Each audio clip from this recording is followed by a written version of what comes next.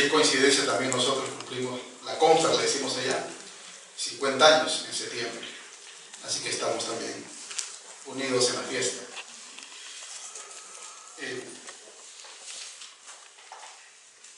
He titulado estas reflexiones El cuerpo herido de Cristo, y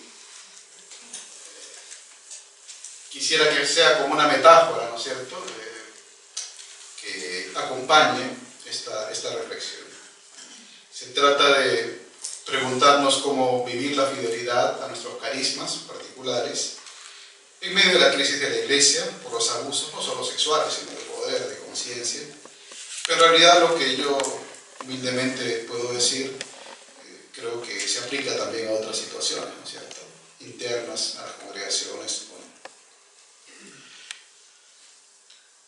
Como preliminarmente quisiera recordar algunas cosas que ya sabemos.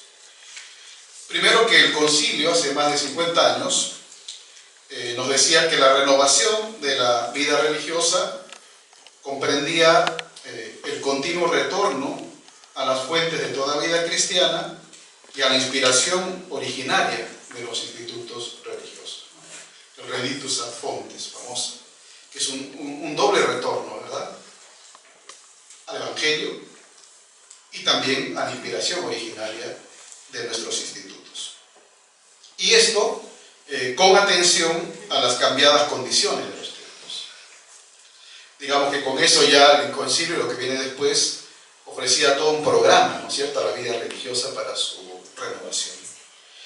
Como saben, el mismo concilio, en Perfecte Caritatis, hablaba de 5 principios para esta renovación, de los cuales yo destaco 2.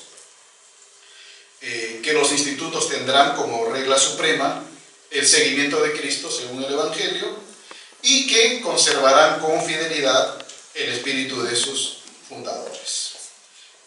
El concilio no utiliza, es verdad, la palabra carisma propiamente, pero habla, por ejemplo, del carácter propio, de la índole propia, dependiendo de la traducción, de cada instituto.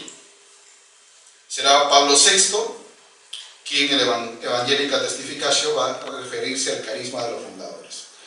Pero con más precisión, más adelante, en ese documento conocido de las mutuas relaciones entre los obispos y los superiores mayores, que data del 78, allí se dice que el carisma de los fundadores se revela como una experiencia del Espíritu,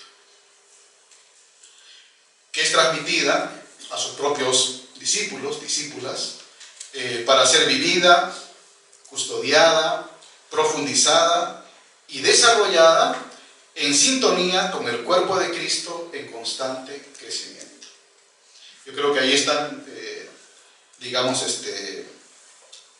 los elementos, ¿no?, de una actualización del carisma. Como sabemos, esta teología del carisma se irá desplegando, ¿no?, en los años postconciliares hasta nuestros días.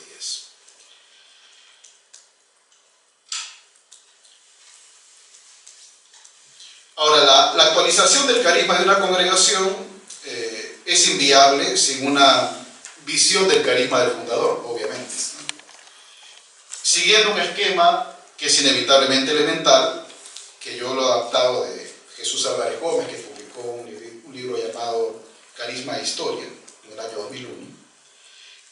Uno podría reconocer en el origen de una vocación, una vocación personal situada. La del fundador, la fundadora, los fundadores. Una vocación personal situada históricamente y situada biográficamente, ¿verdad? Es decir, en el relato biográfico del fundador, pero también en el contexto histórico, social, político, eclesial, etc. Y que se vive en el cruce de una experiencia de Dios y una experiencia de mundo. Esto me parece clave, ¿no? Ubicar esa vocación personal situada también en el cruce de ambas experiencias. A veces se habla un poco más de la primera y no tanto de la segunda. Y esto a su vez conlleva una nueva visión, un nuevo modo de mirarse a sí mismo, de mirar a Dios, de mirar la iglesia, de mirar la vida, de mirar el mundo. partir de un aspecto particular de la vida de Jesús. Si es verdad que los fundadores leen toda la vida de Jesús, también es cierto que se fijan en un aspecto particular de esta vida del Señor. Y que a su vez lleva una respuesta a una realidad apremiante de la iglesia y la sociedad de su época.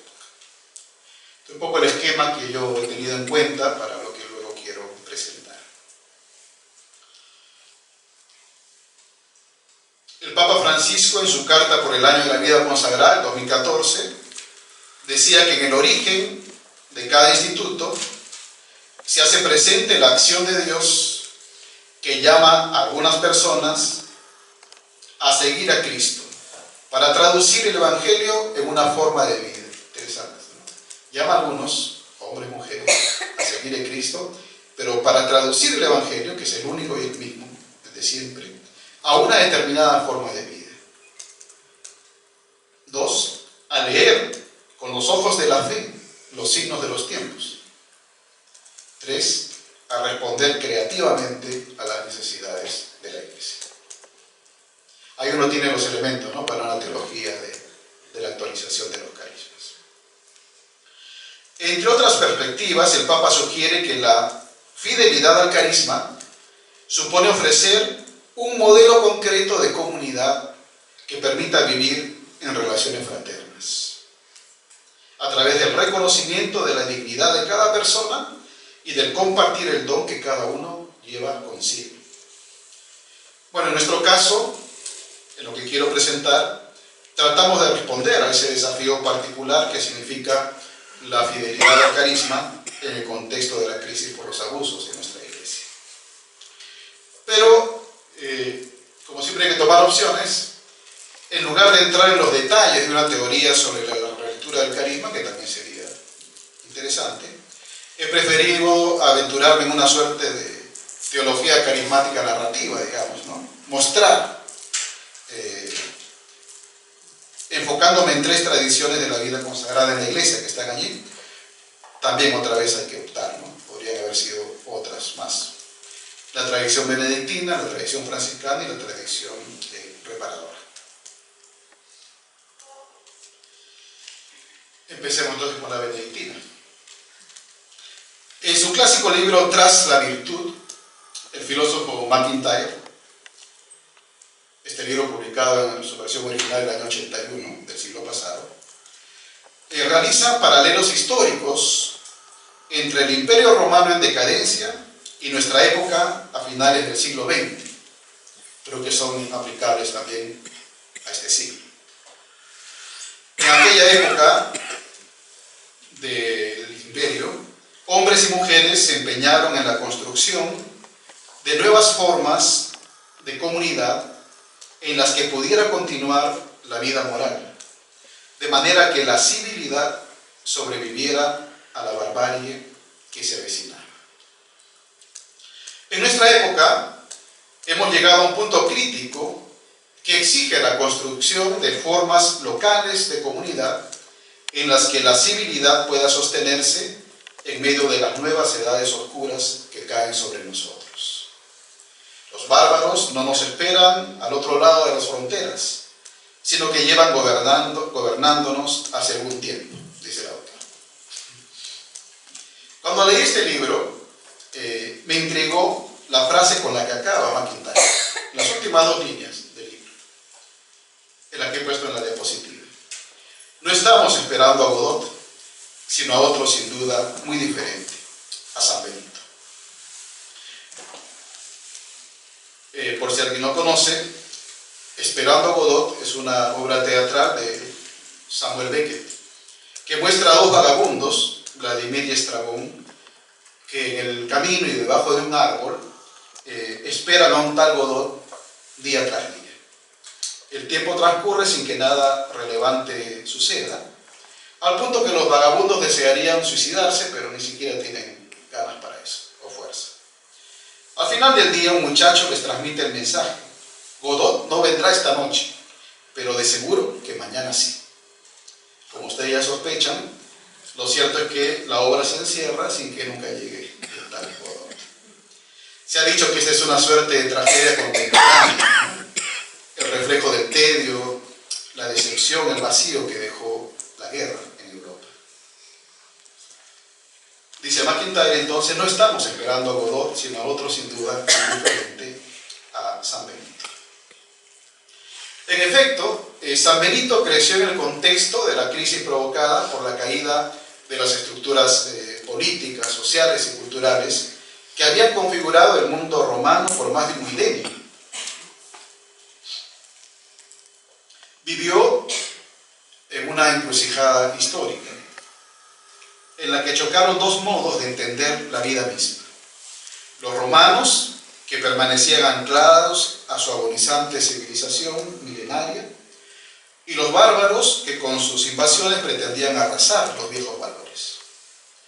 La respuesta de San Benito a las necesidades de aquella época y aquella iglesia fue obviamente una respuesta monástica, es decir, que estaba desarraigada de las realidades propiamente temporales, pero una respuesta que fue capaz de mirar el presente y el futuro de la humanidad con ojos positivos.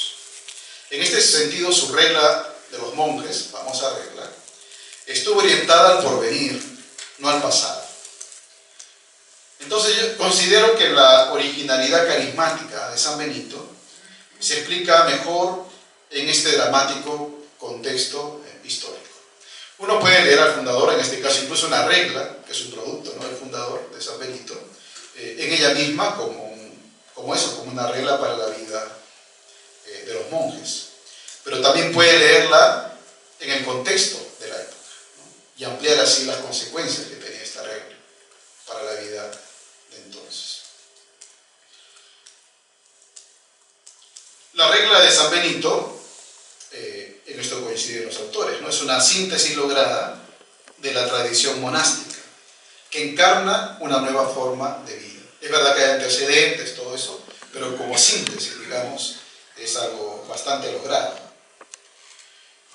Entre otros asuntos, cabe destacar la visión que tiene Benito sobre su comunidad de monjes, quienes han decidido militar en la escuela del servicio divino. La regla está dirigida no a los anacoretas, a quienes se refiere Benito de manera positiva, es decir, a aquellos que habían decidido vivir solos. Es más, en alguna parte se dice que esa es una etapa posterior, en ese tiempo, ¿no?, para los monjes. Vivir primero en el cenobio y luego los que quieran hacerse anacoretas. Pero no está dirigido a ellos, no está dirigida a ellos. Tampoco a los sarabaitas, que era un grupo de monjes que se juntaban, 3, 4, 5, para vivir, como diríamos hoy, sin Dios y sin ley, ¿no es cierto? Es decir, en ese tiempo, sin regla y sin abate. Y tampoco está dirigido, por supuesto, a los hieróvagos, que eran esos monjes que les gustaba, como sugiere la palabra, ir de un lado a otro, como hoy, ¿no?, cuando a veces nos pasa que solo somos felices donde no estamos, ¿no? Sino está dirigida la regla a los cenobitas, los que viven en un monasterio y sirven bajo una regla y un abad. Esto que, por eso decía yo, cuando uno lee esto, el contexto de la época, se da cuenta qué significaba, ¿no? Formular una regla para un grupo de gente que tenía que vivir en un monasterio bajo una regla y bajo un abad, ¿no? Y no sin Dios y sin ley, y no yendo de un lado para otro. En el conjunto de la regla se establecen las relaciones entre la regla misma, los monjes y el abad, ¿no?, como un trípode, digamos. Según el principio de la obediencia mutua, también han de obedecerse los hermanos unos a otros, leemos en el capítulo 71, número 1. En el texto que ustedes van a recibir hoy está en la cita, ¿no?, si quieren detenerse en ellas. Pero yo ahora quisiera concentrarme solamente en la figura del abad que está al servicio de la comunidad. Porque considero que esa figura despliega un asunto clave en el contexto de una iglesia en crisis por los abusos de poder. En efecto, el Papa Francisco admite que en las raíces de los abusos está el clericalismo como una forma anómala de entender la autoridad en la iglesia, que pervierte el ser eclesial, dice Francisco. El autoritarismo es una forma anómala de entender la autoridad de la iglesia, una forma tal que pervierte el ser eclesial, generando, cito, una escisión en el cuerpo eclesial que beneficia y ayuda a perpetuar muchos de los males que hoy denunciamos. El abuso de, bueno, no vamos a definir el abuso de poder, sino más bien decir que en la regla se describe con precisión y firmeza esta figura del abad, a tal punto que un especialista ha dicho que difícilmente se encontrará en la literatura cristiana de tipo didáctico nada que la pueda superar en sabiduría y belleza. Veamos algunos detalles. En el capítulo 2 de la regla se señala que el abad hace las veces de Cristo en el monasterio. Esto que a veces suena peligroso, ¿verdad? Hablar este lenguaje, hace las veces de Cristo. Pero claro, dice la misma regla que no en el sentido de un privilegio para actuar de forma arbitraria, sino de la responsabilidad para enseñar, establecer o mandar sin desviarse de los preceptos del Señor, al punto de tener que responder como pastor por sus ovejas. Esto supone que el abad tendrá que enseñar más con su conducta que con sus palabras. Se recuerda que a quien más se le confía, más se le exige. Y en el número 38 leemos: y tenga también por cierto que el día del juicio deberá dar cuenta al Señor de todos y cada uno de los hermanos que ha tenido bajo su cuidado. Además, por supuesto, de su propia alma. En el capítulo 64, hay que leer un poco en paralelo, ¿no? El 2 y el 64. Se reitera que el abad ha de pensar siempre en la carga que sobre sí le han puesto y a quién ha de rendir cuentas.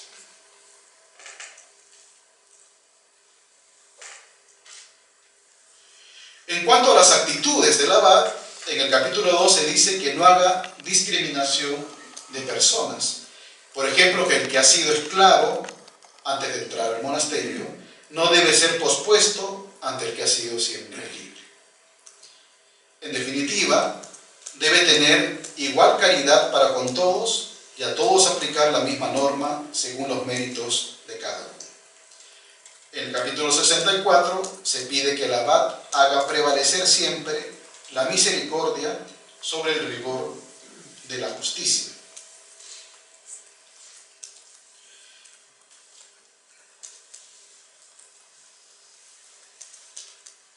En el capítulo sobre los excomulgados, hay un capítulo, ¿no?, sobre los excomulgados, el 27, se advierte que el abad debe desplegar una solicitud extrema, afanándose por no perder a ninguna de las ovejas a él confiadas. Cito: no se olvide de que aceptó la misión de cuidar espíritus enfermizos, no la de dominar tiránicamente a las almas sanas. Ahora, la fineza psicológica y la intuición espiritual de San Benito brillan cuando se refiere al trato del abad. En el capítulo 2 se indica que el abad se mostrará exigente como un maestro y entrañable como un padre, según las circunstancias. Debe considerar que son diversos los temperamentos, los modos de ser y los grados de inteligencia de los hermanos a los que sirven, por lo que deberá disponer de todo de tal manera que no perjudique al rebaño que se le ha confiado, alegrándose también por su crecimiento. En esta línea, en el capítulo 64, se pide que el abad proceda con prudencia cuando tenga que corregir, no sea que por querer raspar demasiado el óxido, termine rompiendo la vasija.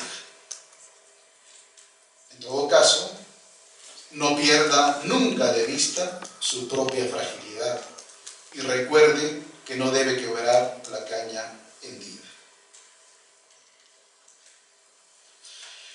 Bueno, en medio de la crisis por los abusos de poder, me parece, supongo que a todos, sumamente actual, ¿verdad?, el hecho de que San Benito insista en que el abad ha asumido una responsabilidad a ejemplo de Cristo.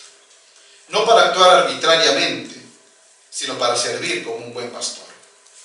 Qué sugerente, ¿no?, resulta esta imagen de un abad que cuida de sus hermanos, siendo compasivo, exigente y prudente, sin discriminar a ninguna persona y sin olvidar su propia fragilidad. Por lo demás, cuánta falta nos ha hecho que todo el que ejerció una autoridad en la Iglesia fuera consciente de que se le confió un rebaño y un servicio por los que tenía que rendir cuentas. Cabe precisar que si bien el clericalismo es el principal factor responsable de los abusos en la Iglesia, no debemos perder de vista que se trata de un asunto no solo individual de quien ejerció o ejerce la autoridad, sino que estamos ante un problema estructural de la Iglesia. Un asunto de abuso de poder sistemático, se dice así. Carlos Chickendance, ¿no es cierto?, que lo deben conocer, escribió hace poco un artículo en el número 60 de la revista Teología y Vida, que edita la Universidad Católica, ¿no?, aquí de Santiago. Y allí él escribe un artículo muy interesante, donde él se refiere a lo que llama las disfunciones sistémicas en la Iglesia, a propósito de los abusos, ¿no?, diciendo esto que yo he tomado ese artículo, es decir, que si bien el clericalismo es un factor clave en los abusos, no se puede reducir el clericalismo a la conducta errada de un individuo o de varios individuos, por más que sean muchos. No es un problema solo de individuos, sino es un problema sistémico, ¿verdad?, del sistema en nuestra iglesia o en nuestras congregaciones.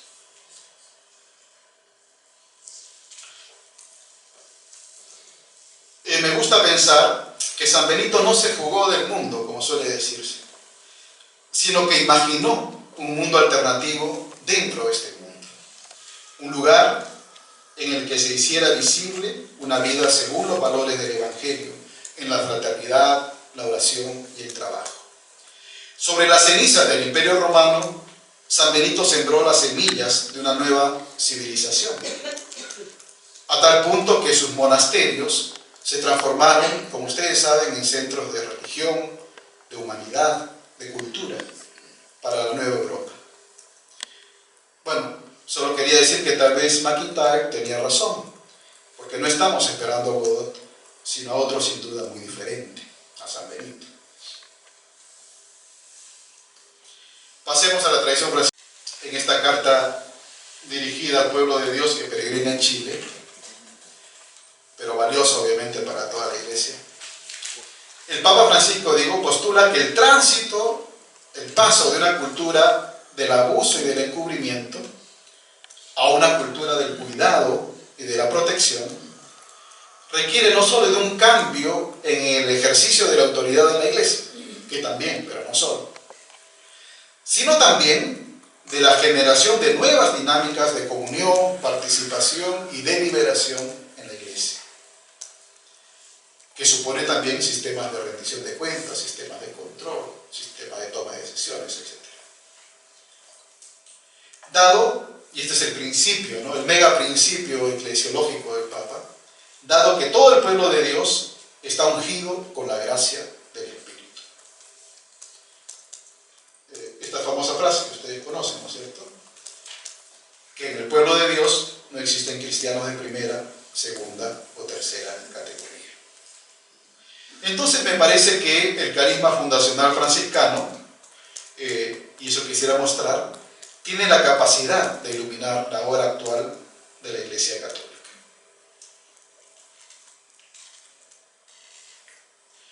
Como en el caso de San Benito, también San Francisco de Asís vivió en el cruce de dos mundos, siglos después. En el paso de la vida de los feudos a los burgos.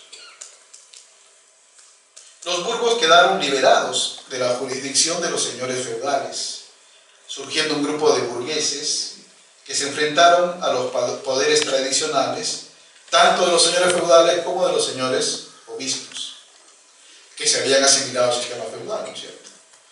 Hasta hoy, no sé aquí, pero en mi país todavía se bromea que algunos curitas parecen pequeños señores feudales en su parroquia, ¿no? Bueno, eso viene de ahí, ¿no? En consecuencia, se pasó de un sistema organizado, por así decir, verticalmente, a otro sistema organizado horizontalmente. Bueno, en la historia ustedes saben que nunca hay absoluto de este tipo, es una forma de hablar, ¿no? Más grave. Ese cambio de los feudos a los burgos repercutirá también en la iglesia. Del mismo modo que el monasterio medieval, que ya se había asimilado al sistema feudal, reflejaba en su estructura interna el sistema autoritario feudal, las formas organizativas de las órdenes mendicantes se parecerán más a la organización horizontal de los municipios y de los gremios que al verticalismo del señorío feudal. Esta es, entre otras, una de las novedades de las órdenes mendicantes. En esta relectura que propongo del carisma fundacional franciscano, me guío en buena parte de este libro de Joseph Kinichi, ¿no?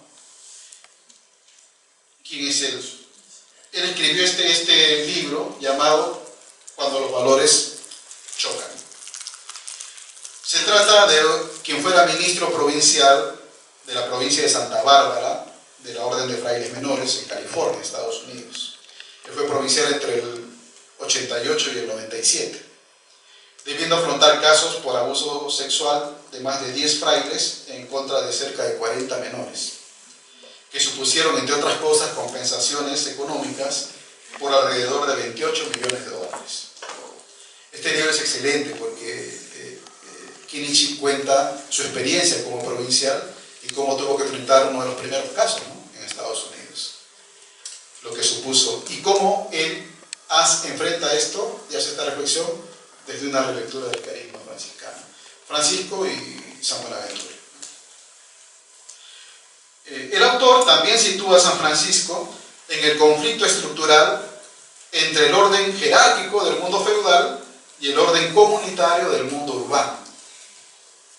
Por un lado, San Francisco aceptó el orden jerárquico vertical heredado en la iglesia, y por otro lado subrayó las nuevas relaciones comunitarias horizontales. Si bien no rechazó al clero de su tiempo, lo que hubiera supuesto convertirse en un movimiento heterodoxo, San Francisco sí acogió el movimiento cristiano emergente, que abogaba por la reforma del mundo cristiano heredado.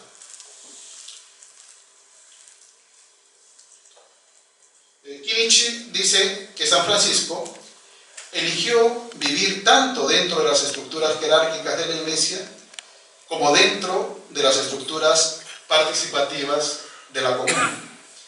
El espacio social, que se ubicaba en un lugar intermedio, adquirió una forma organizativa a la que Francisco llamó fraternidad, como saben. Él se llamaba a sí mismo el hermano Francisco, esto lo encuentro en las cartas, en las reglas, la bulada, la no bulada, en el testamento, en el escrito a Clara, etc. Y a su fraternidad la llama los hermanos menores, también en las cartas y en la regla bulada. Cito, en la segunda carta a los custodios: a todos los custodios de los hermanos menores a quienes llegue esta carta, el hermano Francisco, el más pequeño de los siervos de Dios.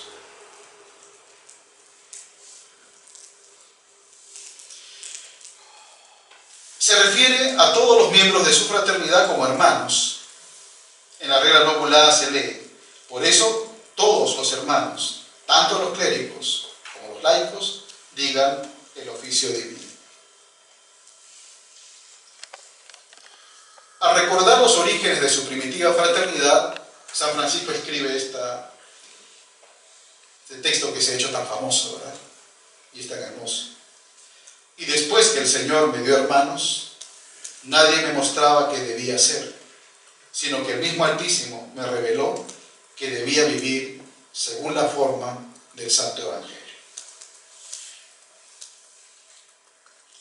La misión de esta nueva fraternidad radica en convertirse en hermano y reconocerse como hermanos.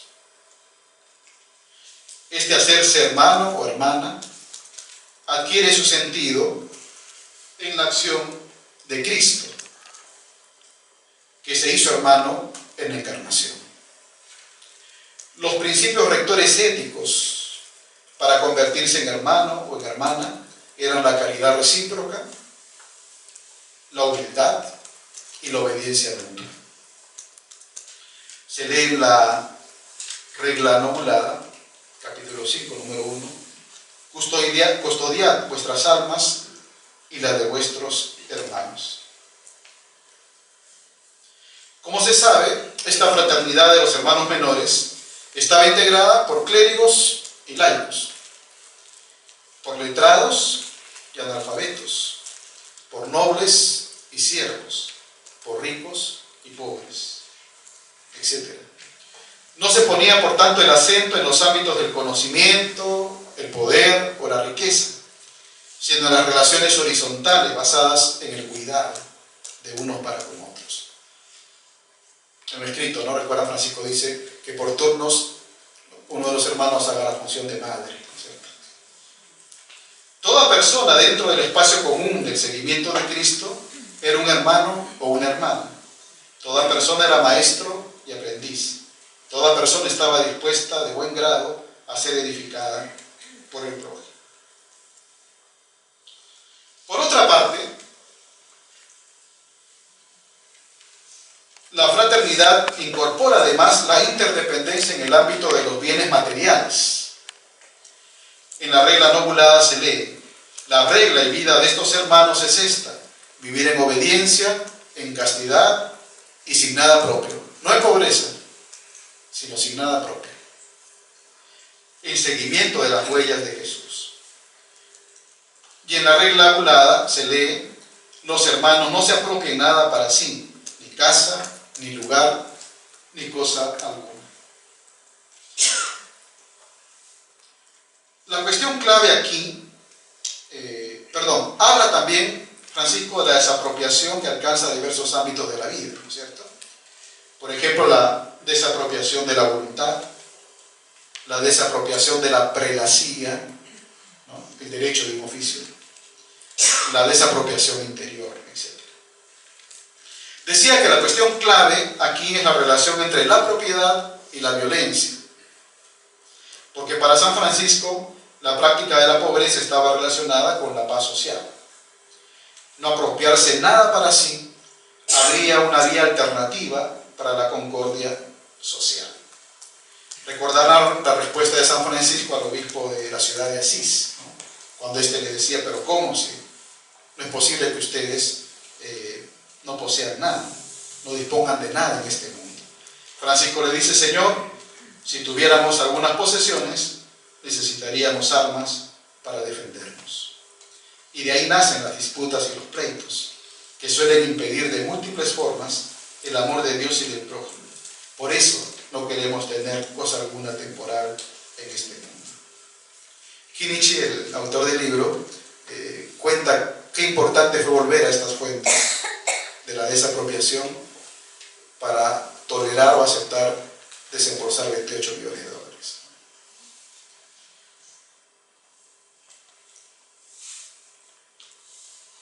Esta cuestión no giraba en torno a la doctrina o al derecho, es interesante. Francisco no discutió sobre doctrina ni sobre derecho, sino giraba alrededor de una forma de vida. Una forma de vida. Hay un librito, lo cito yo en el artículo que después le van a enviar, de Giorgio Agamben, ¿no? Que tiene libros interesantísimos, pero uno, el que yo he tomado, que se titula Altísima Pobreza, reglas monásticas y forma de vida. Un libro dedicado a repasar un poquito las reglas antiguas y los medievales, buscando, ¿no? Esta dialéctica, digamos, entre una regla instituida y una forma de vida. En el fondo quiere mostrar que no es que la regla determina la forma de vida, sino que la regla encarna una forma de vida, una aspiración.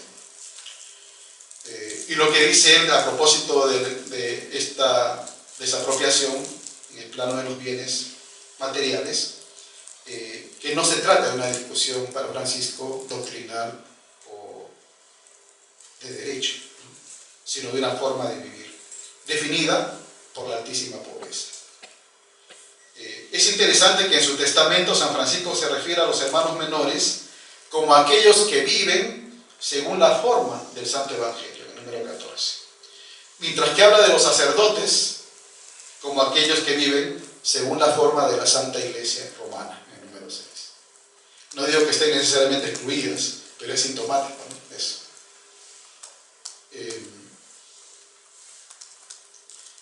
Por la que los hermanos, entonces, en esta forma de vida, usan los bienes sin reivindicar la propiedad de los mismos. Es más, donde el uso, ¿no?, de los bienes deviene en un hábitus, ¿no?, es decir, en una forma de vida. No se trata de acciones puntuales con respecto a los bienes, sino que el uso que se hace de los bienes, sin apropiación, van constituyendo no actos puntuales, sino hábitos, una forma, repito, de vivir. Esto es bien interesante, ¿no?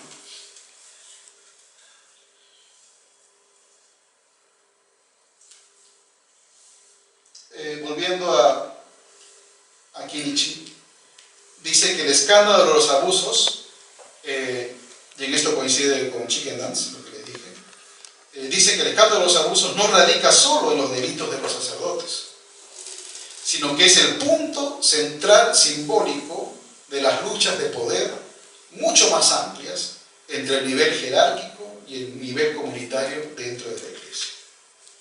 Se trataría, dicho así, de una forma de vivir también para la Iglesia, de un hábito, ¿no es cierto? Es un problema en el que están en juego la autoridad, las relaciones y la propiedad en la Iglesia. Esta situación exige la creación, dice el autor, de un nuevo espacio ético y una nueva praxis ética para las relaciones dentro de la Iglesia y de la Iglesia con el mundo. De modo que sea posible recuperar un hábito de confianza entre las personas en la comunidad eclesial y de cara también a la sociedad. Esto lo estamos viendo, ¿no?, crudamente en estos tiempos. Al respecto, me parece que la tradición franciscana tiene este potencial inspirador, digamos, para la recuperación de la comunidad eclesial, como la fraternidad, donde todos somos hermanos y hermanas, en la que estamos llamados a cuidar unos de otros y en la que se vive la comunión espiritual y material. La preocupación de San Francisco era establecer dentro de la Iglesia y de la sociedad un espacio en el que las personas reconocieran lo que tenían en común, donde vivieran su pertenencia a la misma familia humana. Y solo dentro de ese contexto podían apreciar sus diferencias. Este es hermoso y a la vez un poco penoso, ¿verdad? Porque estas dos grandes tradiciones, la benedictina y la franciscana, y otras más, tenían esa pretensión, ¿no?, o esa aspiración de ser un modelo para la sociedad. En medio de la crisis entre los romanos y los bárbaros, y que un mundo se venía abajo y nacía otro, Benito quería que su monasterio fuera eso, un lugar de civilidad, ¿no es cierto?, que el mundo pudiera mirar a ese monasterio como un signo, ¿no?, en medio de la crisis. Y lo mismo Francisco, en el cambio de paradigmas, digamos, sociales, de los feudos a los burgos, quería, y la Iglesia metida en esa situación, también tentada por la riqueza y los honores, quería Francisco que su fraternidad fuera eso también, ¿no?, un signo profético en medio de ese mundo en cambio, de cómo debían ser las relaciones. Y en algunos casos hoy tenemos que vivir amargamente el hecho de que el mundo nos llame la atención y nos enseñe lo que tenemos que hacer y nos corrija.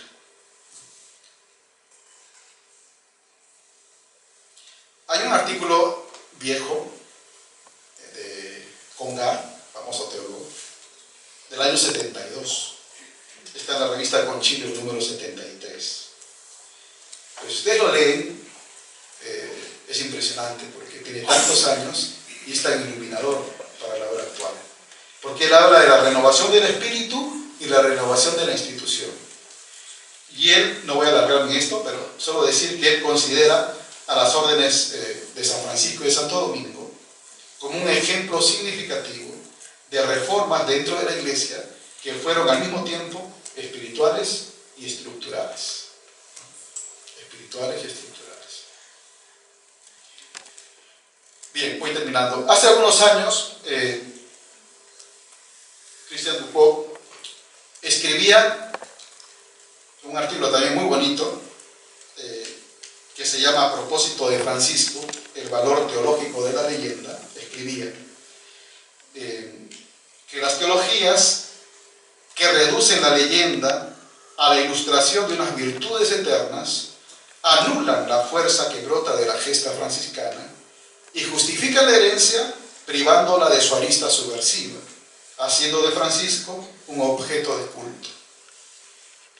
Pero la leyenda se resiste, dice el autor, y al hacer memoria de la acción imprevisible incita, en virtud de su apertura narrativa, a la repetición creadora. La repetición creadora. Como decimos ahora, la fidelidad creativa. Quien quiera volverse a desnudar como Francisco frente al obispo, estaría haciendo una payasada. En estos tiempos en los que nos emocionamos hasta las lágrimas, quizá no ustedes, pero mucha gente, con los superhéroes de Marvel. Yo he ido a veces con mi sobrino al cine a ver estas películas y veo cómo la gente se emociona hasta las lágrimas, ¿no? Por los superhéroes.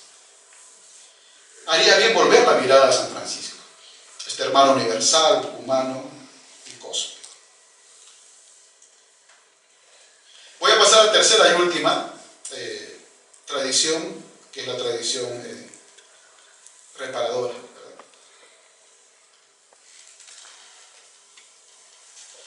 El Papa Benedicto XVI se refirió a los abusos cometidos en la Iglesia en términos de las heridas infligidas al cuerpo de Cristo.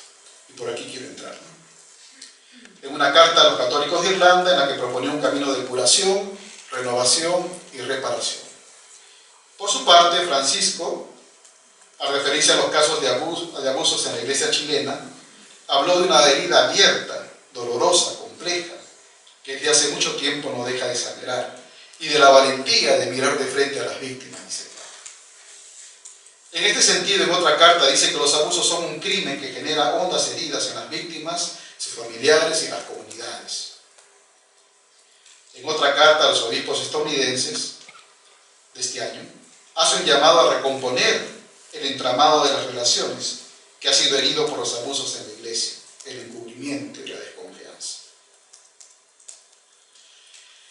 La tradición reparadora, tiene sus antecedentes, ¿no? En la Escritura, en los padres de la Iglesia, en la escolástica. Sin embargo, quisiera enfocarme ahora, sobre todo en la espiritualidad reparadora, como un componente carismático de diferentes familias religiosas a partir del siglo XVII, ¿no? En Europa, entre ellas mi propia congregación. La historia de la espiritualidad reparadora hunde sus raíces en la patrística y el medioevo. No obstante, aquí voy a aludir solo a algunos hitos. En cualquier caso, me interesa atender a la evolución del significado de la reparación, destacando, como he puesto en la diapositiva, la reparación como la participación de la Iglesia en la acción reparadora de Jesús sobre su propio cuerpo herido.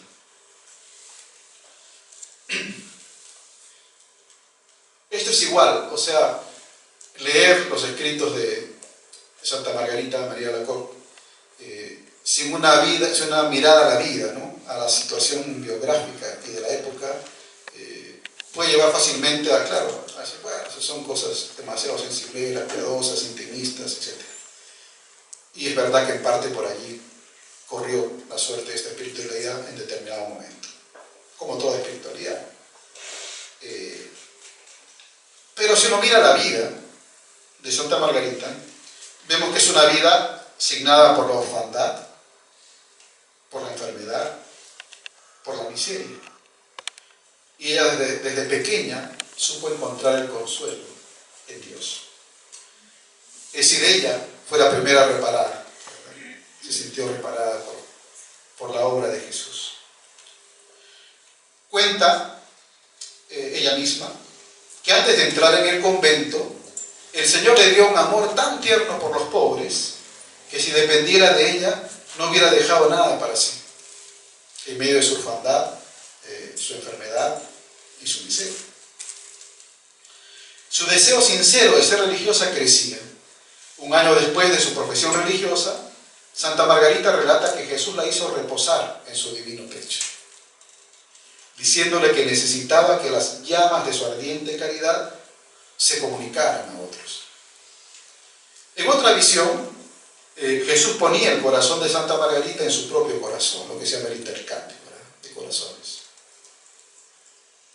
delegándola como discípula amada de su Sagrado Corazón. Y en este contexto aparece lo que se conoce como la suplencia, cuando Jesús pide a Santa Margarita suplir, en el lenguaje de la época, la ingratitud de los pecadores. Toma, he aquí con qué suplir lo que te falta, le dice Jesús.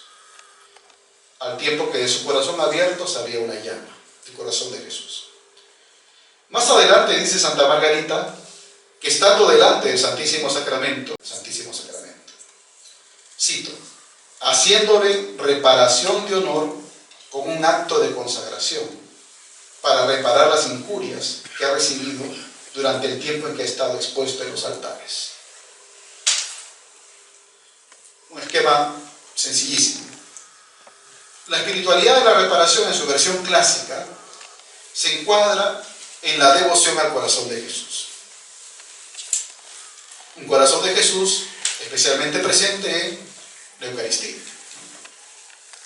al que se quiere retornar el amor, sentirse amado, amada, reparada, elegida para un ministerio y por tanto queriendo retornar al Sagrado Corazón ese amor que se ha experimentado. ¿Cómo?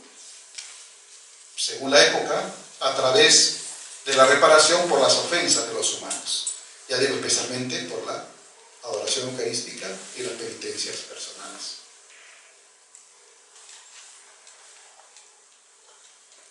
Mi propuesta es que intentemos relecturas de esta reparación clásica, una hacia atrás, por así decirlo, y otra hacia adelante. Una relectura hacia atrás tendría que remontarse hasta su humus bíblico, ¿no?, sus raíces escriturísticas. El símbolo de la reparación remite a la salvación como esa acción de Cristo para restaurar la relación de Dios con el ser humano. Por su parte, los padres de la Iglesia se fijarán en la imagen del costado abierto de Cristo como fuente de vida. Tanto eso de Juan 7, cuando dice del interior de ellos, ¿no?, manarán ríos de agua viva, como Juan 19, cuando el costado abierto de Cristo en la cruz. Es decir, la acción reparadora emana del cuerpo de Cristo, y este es el gran aporte de una relectura hacia atrás, ¿no?, de la espiritualidad de la reparación clásica, que la acción reparadora emana del cuerpo de Cristo. Entre varios textos que se pueden citar, sin duda el más clásico, en sus catequesis bautismales, San Juan Crisóstomo enseña que el agua y la sangre que brotan de Cristo son símbolos del bautismo y de la Eucaristía, de los que a su vez nace la Iglesia. Más adelante, en la Edad Media, se ahondará en la dimensión subjetiva, poniendo el acento, o mejor dicho, pasando del costado abierto de Cristo en la cruz al corazón traspasado de Jesús en la cruz. Esto incluso en la imaginería, ¿no?, en el arte. Interesante, ¿no?, como el Cristo como tal lo conocemos no está presente en la iconografía de los primeros siglos, ¿no?, del cristianismo. El Cristo sufriente colgado a la cruz está ausente.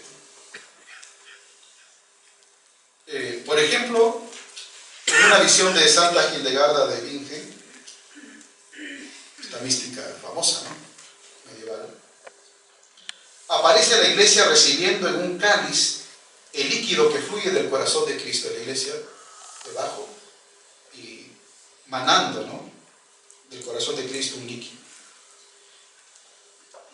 Y en la ilustración, el Padre muestra, el Padre Santo, ¿no?, aparece una filacteria que dice: sea esta, oh hijo, tu esposa para la restauración de mi pueblo. A quien interese, Nuria Martínez Gayol, ¿no?, una religiosa española, tiene un libro hermoso, ¿no?, se llama Los excesos del amor. Los excesos del amor. Y ella repasa figuras femeninas de la reparación en la Edad Media, en ese libro. Esta relectura hacia atrás muestra un desplazamiento, tanto en lo que podríamos llamar el sujeto activo de la reparación como en el sujeto pasivo de la reparación, es decir, quién repara y quién es reparado. En la versión clásica, como ustedes pueden apreciar, no aquí sino en la anterior diapositiva, el énfasis se pone en la iglesia como sujeto activo y en Cristo como sujeto pasivo. ¿Qué quiero decir? Que la iglesia repara las ofensas a Cristo debido a los pecados del mundo, sobre todo a través, como he dicho, de la adoración y la penitencia. En esta relectura el acento se pone en Cristo como sujeto activo y en la iglesia como sujeto pasivo. Es Cristo quien repara el cuerpo de su iglesia en cada uno de sus miembros heridos. Y me parece entonces que en el contexto actual de los abusos se tendría que partir, espiritualmente hablando, del principio de que es la iglesia quien participa de la acción reparadora de Cristo. La acción reparadora de Cristo es la fuente y la cumbre, por analogía, ¿no es cierto?, que está dirigida a todo su cuerpo, sobre todo a sus miembros heridos que han sido víctimas del abuso. Permítanme un ejemplo de mi propia familia religiosa. Fíjense ustedes allí, en nuestras constituciones de 1825, se habla de reparar, se habla de las injurias, de reparar las injurias hechas a los sagrados corazones de Jesús y de María por los crímenes enormes de los pecadores. Y se pasa de eso a las constituciones de 1990, a hablar de identificarse con la obra reparadora de Jesús, vocación reparadora que estimula a colaborar con los que trabajan por construir un mundo de justicia y de amor, signo del reino.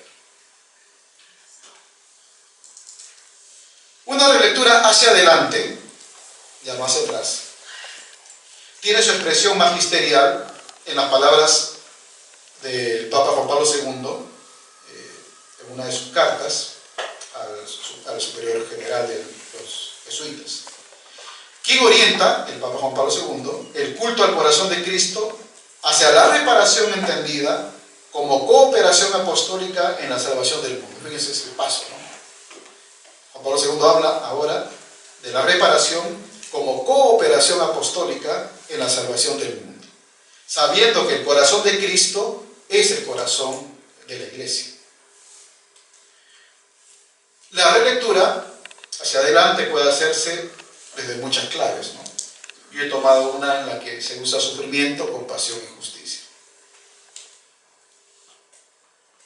Leyendo aquí un libro de Carolina Montero, ¿lo han leído? Este libro es sobre vulnerabilidad, reconocimiento y reparación, se llama, ¿no? Que es verdad una perspectiva más ética, pero leyéndolo pensaba que también desde esa triada se puede hacer una relectura de la espiritualidad reparadora, ¿no? Vulnerabilidad, reconocimiento y reparación. Pero yo he tomado otros tres términos que voy a citar rápidamente.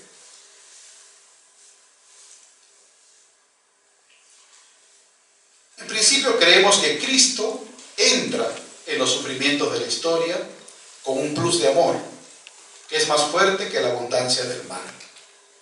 Este es el criterio esencial de la participación de los cristianos en la obra reparadora de la Iglesia a favor de las personas. Benedicto habla mucho, ¿no?, de esto, no mucho, pero habla un par de veces en especial sobre el plus de amor.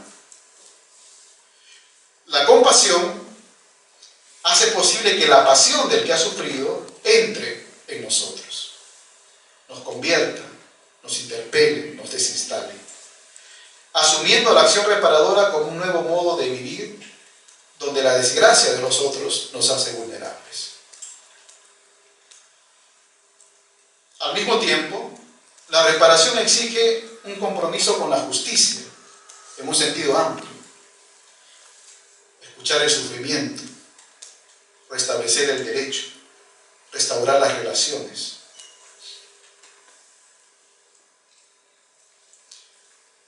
Esta relectura hacia adelante se aplica a las crisis por los casos de los abusos sexuales, de poder, de conciencia en nuestra iglesia.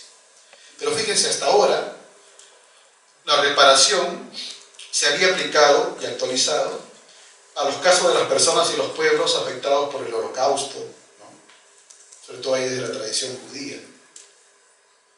Las dictaduras como las que ustedes vivieron y también en buena parte de América Latina, por el terrorismo. En cierto sentido, desde fenómenos extraeclesiales, en cierto sentido. Y claro, en nuestros tiempos nos sentimos desafiados por el hecho de que los ofensores son sujetos con autoridad dentro de la iglesia. En tanto que las víctimas son personas que se confiaron al cuidado de la iglesia. Pasamos, el Papa dice esto en el documento que entregó a los obispos chilenos, en la primera reunión en Roma. Pasamos de ser defensores de los derechos de las víctimas, en el plano de derechos humanos, a vivir, ¿no?, este drama de que los ofensores fueron gente nuestra, dentro de la iglesia, a las que le dimos autoridad, y las víctimas también, gente que se confió a nosotros. La reparación tiene que alcanzar entonces a las víctimas y sus familiares, a los ofensores, agresores, victimarios y sus cómplices, y al conjunto de la comunidad eclesial con sus diversos actores, en la perspectiva de lo que hoy se conoce como una justicia también restaurativa, ¿verdad?, que se preocupe por la sanación de las personas y sus relaciones. Hace siglos, San Francisco escuchó al Cristo de San Damián que decía: Francisco, vete, repara mi casa, que como ves, se viene del todo al suelo, o está toda en ruinas, se traducen otros. También hoy volvemos a escuchar a Cristo, que nos convoca para reparar su iglesia derruida. Termino. Un par de niños de un pueblo que se llama en Guaripampa, ¿no?, las alturas del Perú. Carl Jung habla del arquetipo del divino niño, uno recordará. De los varios arquetipos, habla del arquetipo del divino niño, como símbolo que restaura, que sana nuestras heridas interiores. El divino niño nos pone en contacto con nuestras fuerzas vitales, al punto que representa el símbolo más fuerte del ser, es decir, el autodesarrollo. Esto se me ocurrió por un libro que acaba de salir de Ansel Grum, que se llama Víctimas y Victimarios, no sé si alguien lo ha leído. Libro pequeño, buenísimo, de Ansel Grum, Víctimas y Victimarios, en la que ahí se atreve Ansel Grum con mucho respeto, pero también valentía, a hablar de la necesidad de salir del rol de víctimas, ¿no?, respetando los tiempos y los procesos, obviamente. Y ahí él habla del arquetipo del divino niño, y pone algunos ejemplos de cómo algunos niños y niñas de pequeños, en medio de su desgracia, supieron salir adelante. No es casual que en la mitología el niño de origen divino sea perseguido, como sucedió con Jesús, con Moisés, con Krishna, con Buda, Edipo, Perseo, Sigfrido, en fin. En nuestra tradición, ¿no?, el niño que es perseguido por Herodes será el Mesías que cure nuestras heridas, como dice Isaías.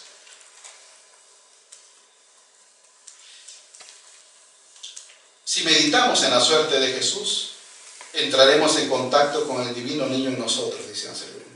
Hermoso esto, como un itinerario espiritual también, ¿no? Si meditamos en la suerte de Jesús, entraremos en contacto con el divino niño en nosotros. Es sugerente que en la Biblia se hable del mesianismo del niño. Aquí sigo a Nancy Cardoso Pereira, que escribió un artículo titulado "El Mesías siempre debe ser niño", ¿no? Hablando de toda la tradición mesiánica de niños. Entonces digo, qué sugerente, ¿no?, este mesianismo del niño. Un mesianismo del niño que expresa la expectativa de un nuevo comienzo en Israel y en el cristianismo. Una sociedad donde los niños estén seguros. Porque, como dice Isaías, serán vecinos el lobo y el cordero, y el leopardo se echará con el cabrito, el novillo y el cachorro pasarán juntos, y un niño pequeño será su pastor. Bueno, eso es lo que había preparado para esta tarde.